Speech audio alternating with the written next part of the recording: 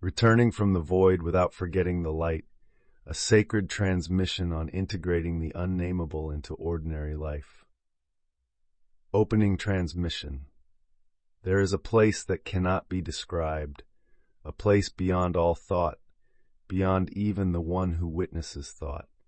It is not a realm, nor a feeling, nor a state. It is pure awareness before the world begins, before the breath remembers its rhythm, before even light appears. And yet, many who have tasted this void, this beautiful, terrifying, luminous emptiness, have found themselves lost when they return. What happens after awakening? How does one carry the light of formlessness back into the sharp edges of form? How do we live after we have touched the part of us that does not live or die? This sacred transmission is for those who have glimpsed that silence, and now long to walk this world without losing the stillness they found. The nature of the void. The void is not darkness, it is not absence, it is not a cold, meaningless abyss as some might think. Rather, it is the unconditioned, the uncreated, the place where all vibration rests before it sings. It may come in meditation or suddenly on a mountaintop. It may arise in deep grief, in fasting, in stillness, or without reason at all. And when it comes, it takes everything with it, identity, time, even the question of self. You do not feel peace in the void. You do not feel anything. You simply are. And then not even that. But eventually the body calls, the world returns, and you open your eyes. The experience ends, but something has changed.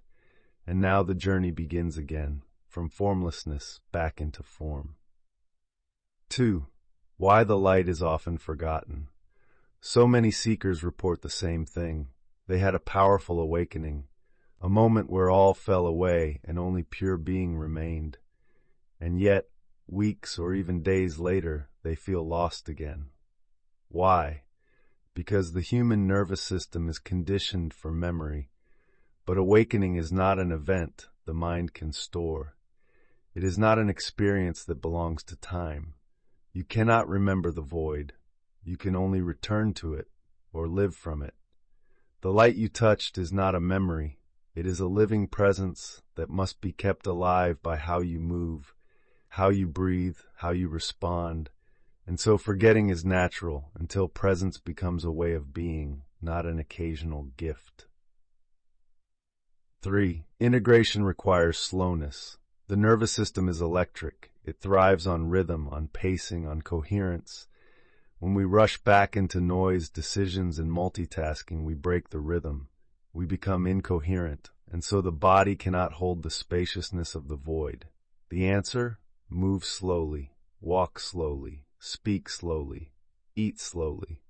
Let your words be few and precise. Let your gestures be deliberate. In slowness, the body becomes an altar again, and the light of the void finds a vessel through which it can remain. 4. How the breath becomes a bridge. The void has no breath. It is utterly still. But once you return to the body, breath becomes the bridge, not to return to the void, but to allow it to move through you. Slow, silent breathing, especially through the nose, with long, gentle exhales, activates the parasympathetic system. This is the body's natural state of rest and awareness. From here, the light you touched in formlessness can infuse every breath. Breathing becomes prayer. Each inhale a drawing in of silence. Each exhale a soft release of clinging. You don't need to try to integrate, you just need to breathe with reverence.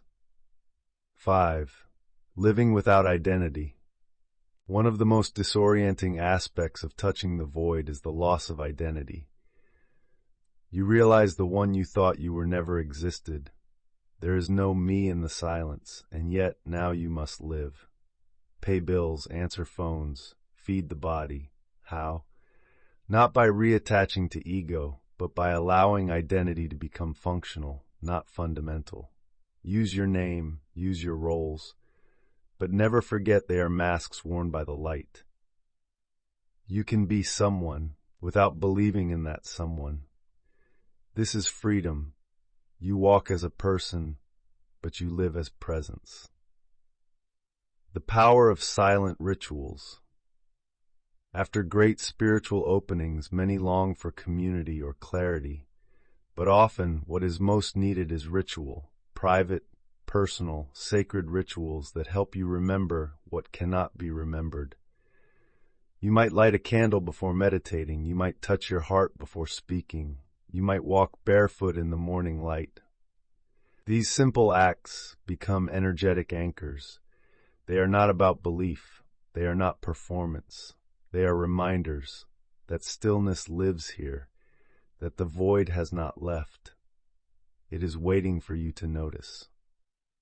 7. Navigating relationships after awakening. Here lies one of the deepest challenges. You have seen the illusion, but others still believe in it. How do you speak to them? How do you love them? How do you stay soft when others are unconscious? First, you must remember, awakening does not make you superior. It only makes you responsible, not to fix, but to stay clear, to stay kind, to stay inward. Do not try to explain what cannot be spoken. Instead, embody it. Let your silence be so full that others feel it without words. Then they too may begin to remember. 8. The practice of returning without effort. You do not need to go back to the void. It is not a place, and it is not far. Every moment of stillness is a doorway. Rather than chase after peak experiences, let every moment become a return. Stop for 3 seconds. Feel the ground. Breathe once. Release one thought, and you are home. Again and again. No effort, no striving, just remembrance. The void is not behind you. It is beneath you. It carries you now, as long as you let it. 9. What it means to stay empty in a full world.